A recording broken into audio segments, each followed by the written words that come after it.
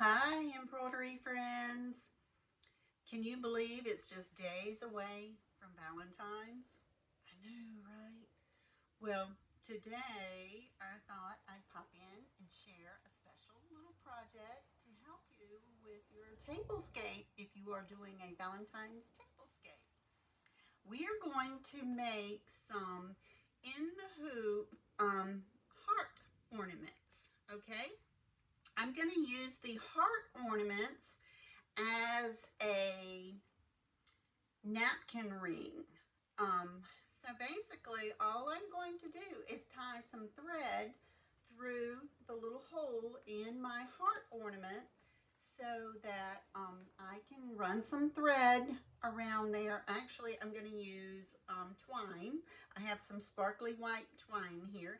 And I'm going to use that to just tie around through the hole and to the ornament. I've had several of you that have asked for how to do an applique. So an in the hoop project is very similar to an applique. The only difference really is that you're doing both sides of your applique. You're doing it on both sides of your stabilizer. So today I thought it'd be fun. We'll do this, and I'm gonna look up and see if I can find, I'm using my own heart design for this applique in the hoop project, but I'm gonna look up and see if I can find a few vendors that sell designs and find a applique heart ornament for you guys that you can do as well. Um, and I think you'll enjoy it. You still have time. You still have the weekend. It doesn't take, you'll see by this video, it's going to take us no time at all to get this one done. As a matter of fact, I did a whole set yesterday and I had to scrap that whole video because I didn't like the way they were turning out. I made the mistake of taking a beautiful font and trying to squish it down too small, which caused a lot of issues because it had a lot of detail to it. It had some flowers in it and everything. So today I'm just doing a simple font. I'm putting a monogram. I forgot to mention that. I'm putting a monogram on these as well to have on my napkin rings. Rather than having a monogram on your napkin, I'm doing them on the napkin ring holder. So we'll get started on this. Okay, what we need to start with first is, I'm going to go through what we need. For this particular project, I'm using an 8x8 hoop because my heart ornaments are 3 inches in size each. I wanted them rather large to hang on, to lay right on top of the napkin and look nice. So each of the hearts themselves are 3 inches. So I had to go to an 8x8 hoop.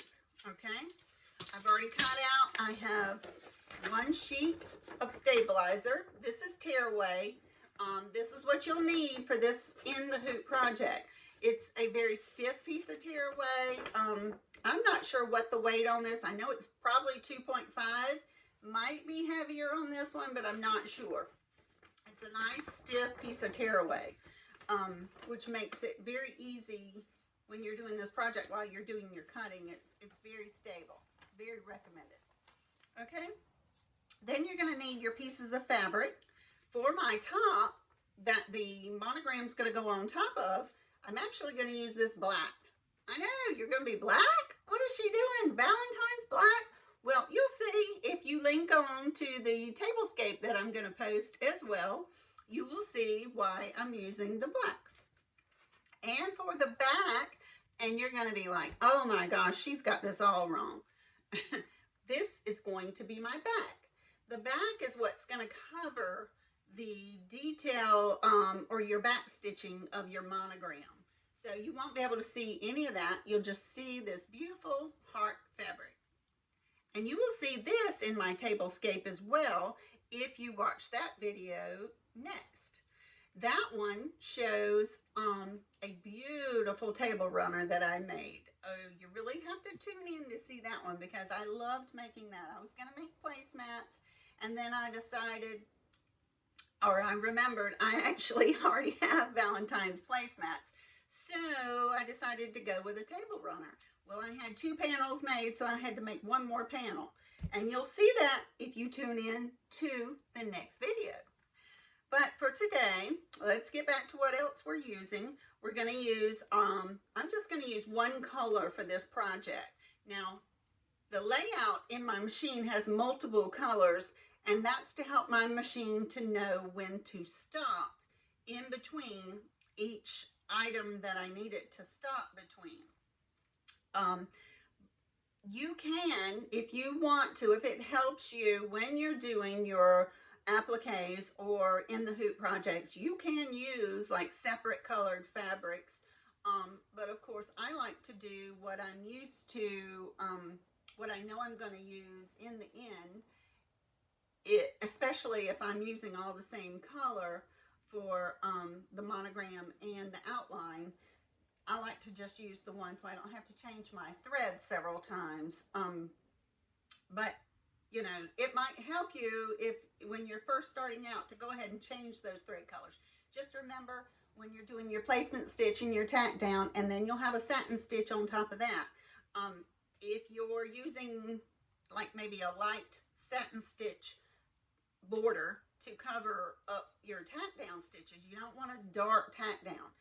And sometimes you will need a tack down stitch and a placement stitch that is a different color from the material that you're using. In my case, everything on the top side is going to be the red. So I won't need a different thread color. I'll be able to see my placements and tack down stitches well. Okay. And then final thing we're going to use here, I'm going to use some 505 spray and some twine. This is like I got this from Michael's. It's a sparkly white twine. I'm just using that for my ribbon. You could use ribbon on this as well. And then some painter's tape. Painter's tape is when it comes time to do the back side of the monogram of the in the hoop project. You'll want to have that secured nicely. Okay, so let's get started. I have nicely hooped my stabilizer. This is all you need to do when you're doing an in the hoop project. Hoop your stabilizer first. Now what I'm going to do is spray the 505 on the back of the material that I'm using, okay?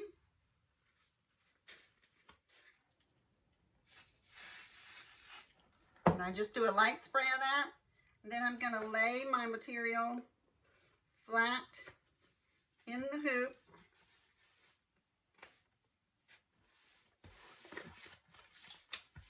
And just flatten it down. See how it sticks nicely? Now we'll take it over to the machine. Okay, here we are at my machine. This is my new to me machine. This is my Baby Lock Destiny 2. I purchased this one right before Christmas from a lady that was selling it who did not unfortunately have time to use it and learn the machine. So I'm hoping to learn all that it can do. It's got a lot of IQ technology that I was interested in. I'm hoping to use, this is a combo machine. It does embroidery and sewing. So I'm still trying to play with it and learn it. It has a camera that should help with some of the placement things on quilting, which is what I was interested in. It's fun. Okay. But, you know, I just realized the first step that I need to do is a placement stitch. Normally, a lot of times when you're doing embroidery, okay, or an applique, you would have like your shirt or something in here already, okay, and then you would run your placement stitch, and that will tell you where to lay your fabric, okay. Because I'm doing an in the hoop project and I know that I've got hearts on most of this, I just went ahead and cut my fabric large enough to cover the whole inside space. So I went ahead and did that first. All right, so I will go ahead and run my placement stitch.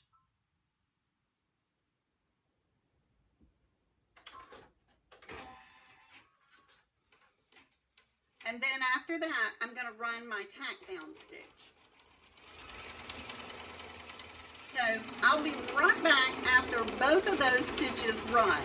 They're going to look very similar, and I'll show you what that looks like in just a moment. Okay. Okay, I have my placement stitch done, and I just want to give you a quick peek of what that looks like, and then I'll run the tack down. I think you can see right here the little red stitches. It's just a single straight stitch. So if I needed to do an applique and wasn't sure where to place my fabric, you would run your single stitch placement stitch first, and then you can see where to lay that fabric right on top of there. Now let's run our tack down stitch.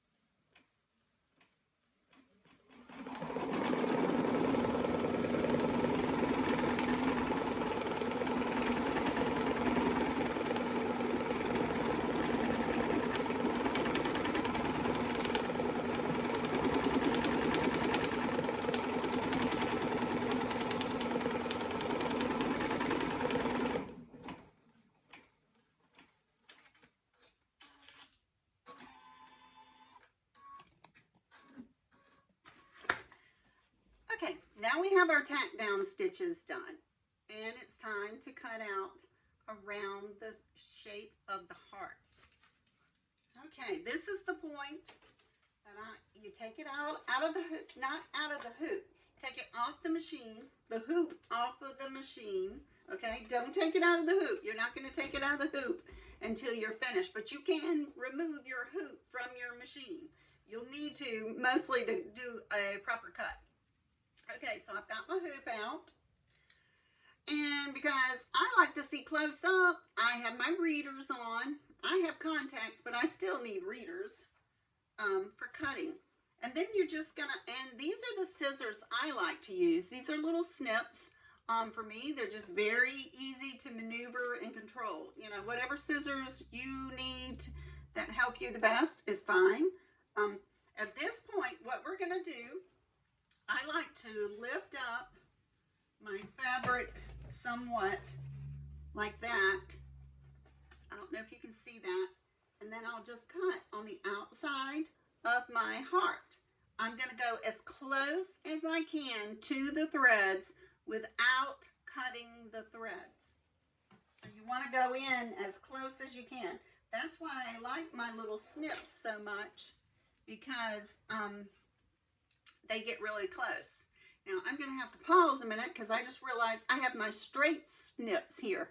The ones I like to use are curved. Hang on one second and I'll show you. Okay, these are my curved snips. You might be able to tell the difference. See how they have a little bit of a curve there? It just makes it easier for me when I'm going around the design to do my snipping. Now, if you'll give me just a second, let me see if I can position this camera a little lower so that, let me see if I can position this camera a little bit lower so that you can see me when I'm cutting around the design. Okay, I've already cut 3 of them out, and I just wanted to save this last one to give you an idea of how it looks when you're cutting. just to save us a little time. I tend to like to lay mine a little flat on the table. I just sit right by the machine. You could take it off, take it over to your cutting table if you need to. You just go in with your snips. I kind of hold them like that and go right up to the edge and just cut around. Just like that.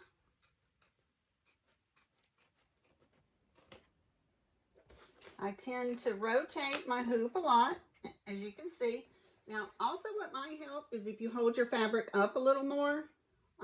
Mine's not, I normally would be holding the fabric up. This would be flat and I would hold the fabric up just so I can get closer.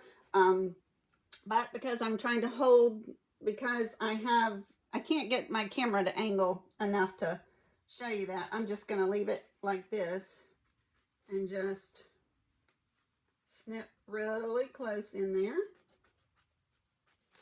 Okay. And I'm rotating my hoop again. And this is why when you're doing an in the hoop project, you want a nice sturdy hooped project. You want, stabilizer. You want a nice sturdy stabilizer. It really helps while you're cutting out your design to keep this nice and stiff. And you're going to want it when we get to the finished product. You'll see why.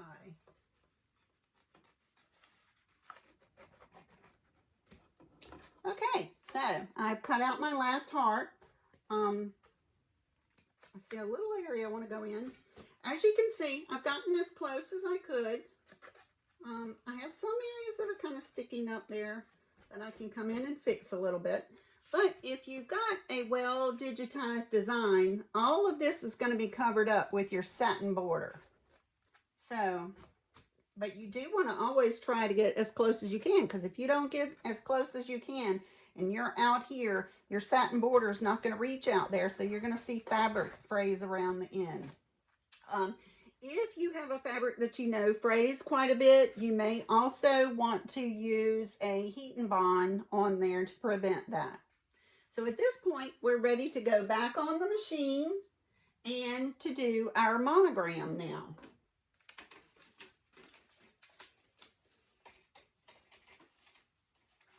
Remember, we're going to have a back end to this, but at this point, we're not ready for the back end.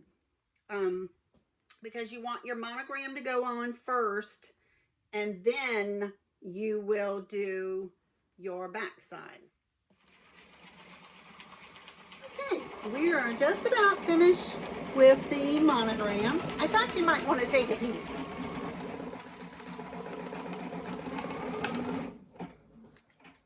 There we go.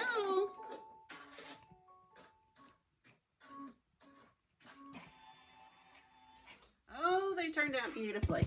This particular monogram, the K, the font is called Wild West, and I believe this was a baby K's. Again, I think I've told you before in another video, she's not in business anymore, but she did sell her designs to another designer, so I can find that. I think it's a embroidery originals or something like that, but I will try to find that link as well.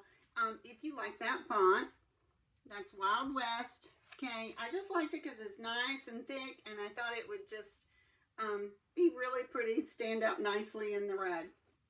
Okay, now we are ready for the back side.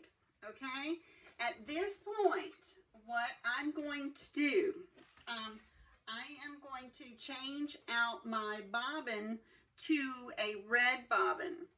And I will show you why in just a moment. Here's my red bobbin.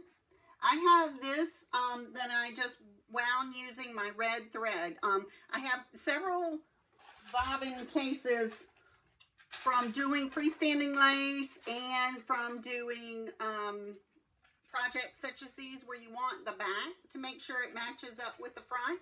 So You just keep, if you buy pre-wound bobbins, hang on to those bobbins and use them when they're empty from the white bobbins, use them to put your colored bobbins on. This little case I love to death. I found this at Hobby Lobby.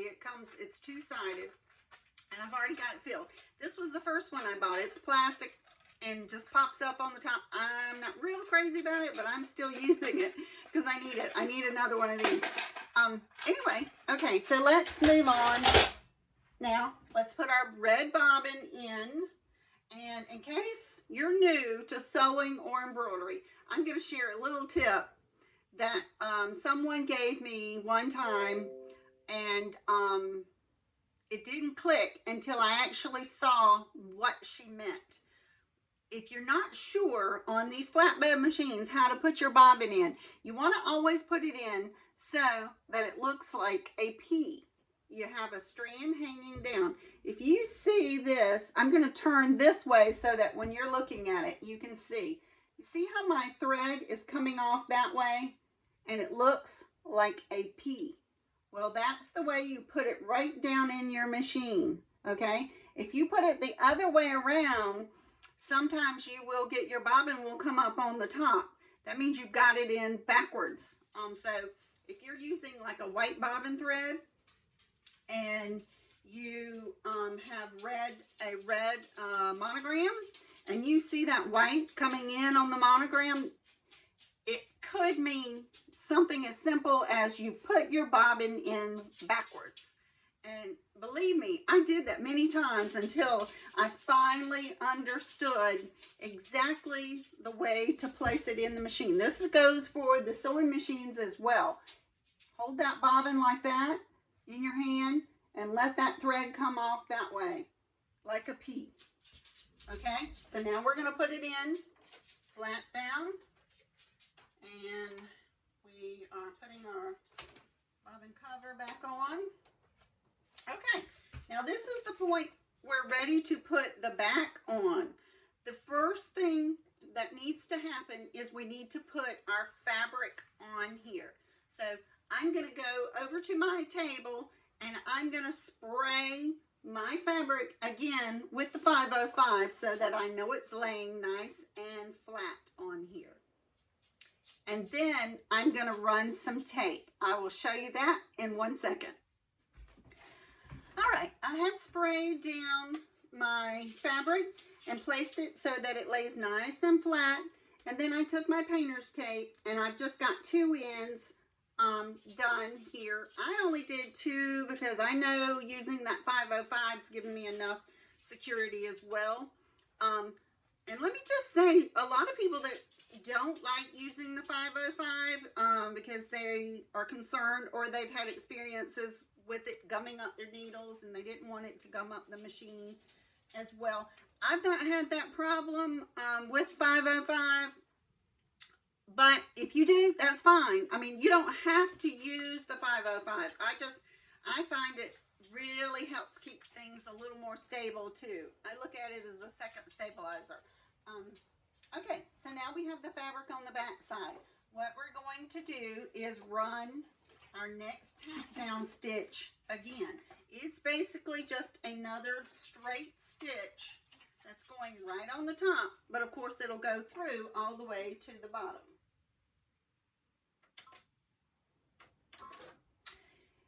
If you are using a design that that is supposed to be a true applique where it just has the initial placement and then a tack down and then your fabric and then your border, you know, at this point you could just jump back on your machine a few places and do another tack down stitch. You just have to remember to move forward when it's time to do your border. So you can work around some of these things if you don't have a design that's created to be a total in the hoop where you do the front and the back. So I hope that makes sense. So basically you're just backing up a few stitches so that you can run another tack down because you're going to need to cut that out on the back before you do your border. Alrighty, well, let me get started here.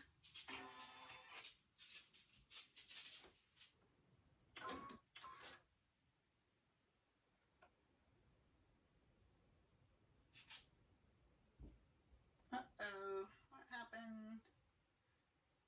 Did I get a little lost? There we are. Okay. So now we're just going to run the tack down for the back. Alrighty, we are back here, and we have a little friend that came to see me. She is squirming all around. She wanted to watch the embroidery, and I'm moving her around, but we'll see if I can get her turned around. Okay, as you can see, we finished all our tack down stitches again. And say hi, Maisie. Hello. This is Maisie. She is a Cavachon.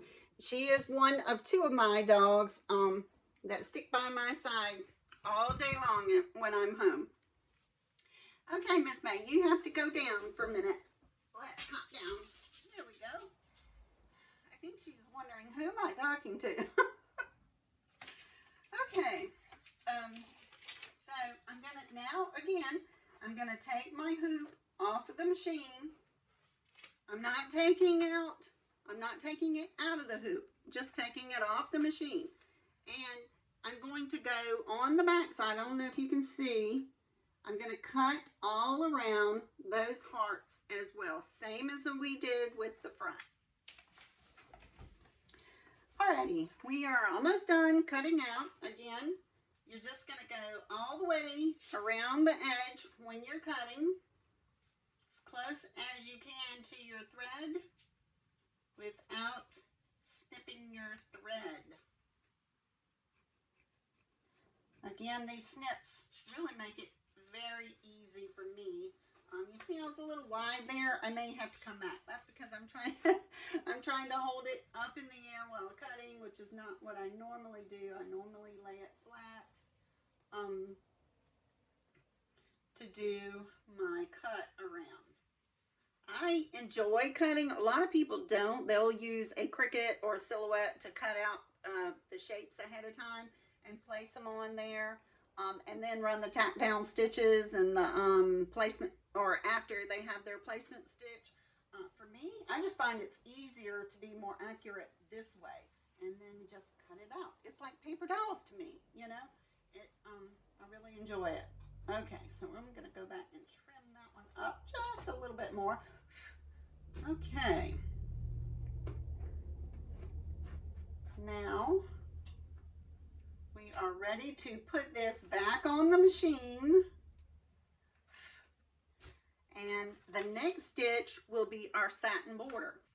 Now that satin border, that is the whole reason that I did the red bobbin, because I want my satin border to be red here on the top and the back. And like if you were to hold it on its side, I want to be able to see red that way too.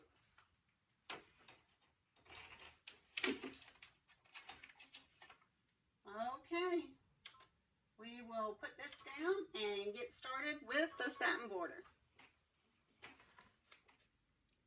Alrighty, we are all finished. As you can see, our hearts have been monogrammed, and we have our satin border on both the front and the back, and now we can finally take it out of the hoop. And here's why you definitely want your tearaway stabilizer.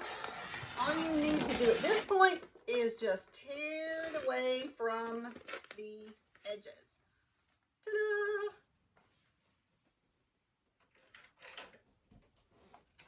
And I'm just using something to poke through in the middle to get my little hole out.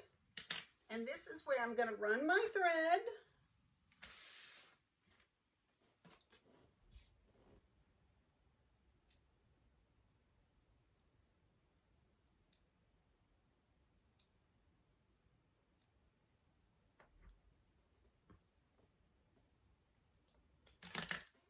Goodness. Let me just cut it with that. My little scissors would, whichever scissors I was trying to use there, certainly did not want to cut that last little bit of tiny little thread. Twine. Crazy. Okay, so I'm going to put a knot on each end of these to keep it from unraveling because it has the little gold in there, the silver fleck thread that tends to unravel for sure. Okay, so I got a knot on both ends. And all I'm going to do when I use it on my napkin ring is I'm going to run it through here and do an even tie off. We're going to put one more little knot right on there on the top.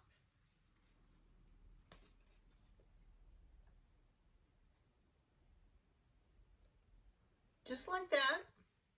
So we have it hanging like that. And then this part just it lays right on top of the napkin and it gets tied around the back.